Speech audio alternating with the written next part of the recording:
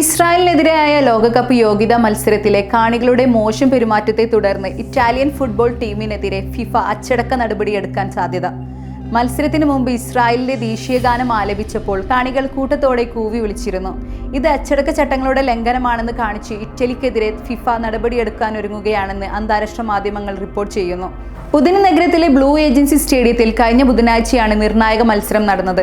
ഗസയിലെ വംശഹത്യയിൽ പ്രതിഷേധിച്ച് ആയിരക്കണക്കിന് ആളുകൾ പ്രതിഷേധവുമായി രംഗത്തിറങ്ങിയതിന്റെ പശ്ചാത്തലത്തിൽ വൻ സുരക്ഷാ ക്രമീകരണങ്ങളാണ് ഇസ്രായേൽ ടീമിന് ഒരുക്കിയത്. സുരക്ഷയുടെ ഭാഗമായി 9,000 പേർക്കാണ് സ്റ്റേഡിയത്തിനകത്തേക്ക് പ്രവേശനം അനുവദിച്ചത്.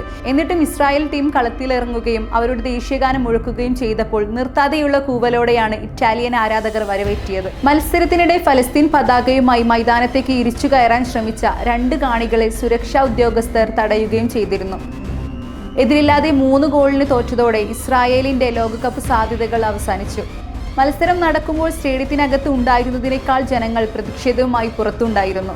ഫലസ്തീൻ പതാകകളും ഇസ്രായേലിന്റെ ചുവപ്പുകാട് കാണിക്കുക എന്നെഴുതിയ പ്ലക്കാർഡുമായി പ്രതിഷേധക്കാർ ഇസ്രായേലിന് വിരുദ്ധ മുദ്രാവാക്യങ്ങൾ വിളിച്ചു. മത്സരത്തിന് മുമ്പായി ദേശീയഗാനം മുഴക്കുമ്പോൾ കാണികൾ നിശബ്ദത പാലിക്കണമെന്നും ബഹുമാനിക്കണമെന്നുമാണ് ഫിഫയുടെ 16-ാം അച്ചടക്ക ചട്ടത്തിൽ പറയുന്നത്. ഇറ്റലി ഇസ്രായേൽ മത്സരത്തിലെ സംഭവത്തെപ്പറ്റി ഫിഫ അച്ചടക്ക സമിതി അന്വേഷണം നടത്തുകയാണെന്നും ഇറ്റലിക്കെതിരെ പിഴ ചുമത്താൻ സാധ്യതയുണ്ടെന്നും ഒരു ഫിഫ വക്താവ് പറഞ്ഞു. ഇക്കാര്യത്തിൽ ആഴ്ചകൾക്കുള്ളിൽ നടപടിയുണ്ടാകും. 2021-ൽ സ്കോട്ട്ലാൻഡും ഇസ്രായേലും തമ്മിലുള്ള യോഗ്യതാ മത്സരം കളിച്ചപ്പോൾ സ്കോട്ടിഷ് കാണികൾ ഇസ്രായേൽ ടീമിനെ കൂവിയിരുന്നു. ഗാലറിയിൽ ഫലസ്തീൻ പതാകകൾ വീശുകയും ചെയ്തു. അന്ന് €824 ആണ് ഫിഫ സ്കോട്ട്ലാൻഡിന് പിഴ ചുമത്തിയത്.